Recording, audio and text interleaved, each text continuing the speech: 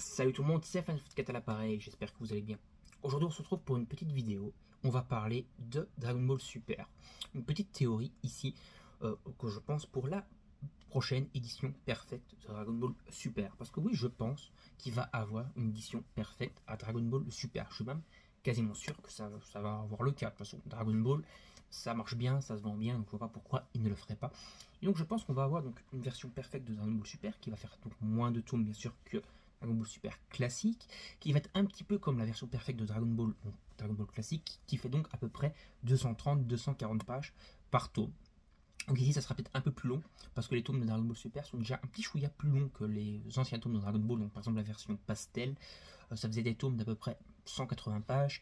Ici les tomes de Dragon Ball Super, il y en a certains qui dépassent quand même les 200, voire parfois 210 pages. Donc il y a quand même déjà pas mal de pages, et en général plus de pages du coup que dans les tomes de Dragon Ball classique.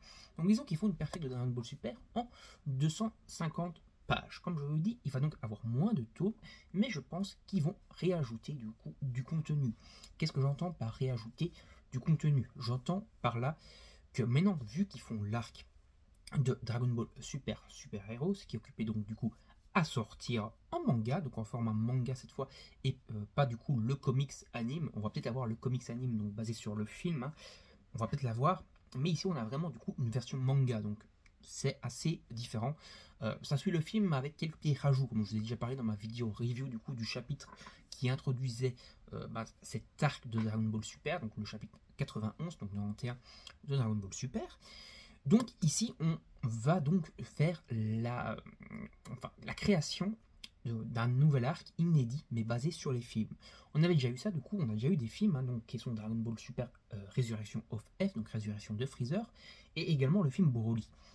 Ces films-là sont canons puisqu'ils ont été introduits dans le manga, mais par 2-3 pages seulement qui disaient ces événements ont lieu, mais on skip, on passe à la suite.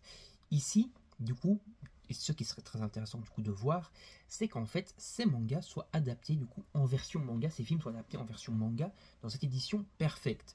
Par exemple, pour Freezer, déjà 3 chapitres avaient été faits à l'époque comme pub pour donner envie d'aller voir le film. Ces chapitres avaient été faits par Toyotaro déjà de base, et ça allait jusqu'au début, au moment où Freezer allait annoncer qu'il allait se transformer du coup en Golden Freezer. Donc on peut dire qu'officiellement, il y avait à peu près 100 pages, quoi. Donc on peut dire qu'officiellement, on était à peu près à la moitié de l'arc du manga, en tout cas Résurrection of Freezer. Et donc du coup, si d'ici d'utiliser cette matière-là, il leur suffit de faire 100 pages de plus, et boum, on a l'arc qui est fait. Pour Broly, c'est un peu plus compliqué, parce que là, il faut refaire totalement du coup le manga, le film plutôt en version manga. Et donc du coup, ça nous ferait aller 300 pages, on va dire, donc peut-être un tome et demi, voilà, classique. Et ici, dans cette perfecte, on va dire un tome de la perfecte pour Broly, et peut-être un tome de la perfecte du coup pour Freezer.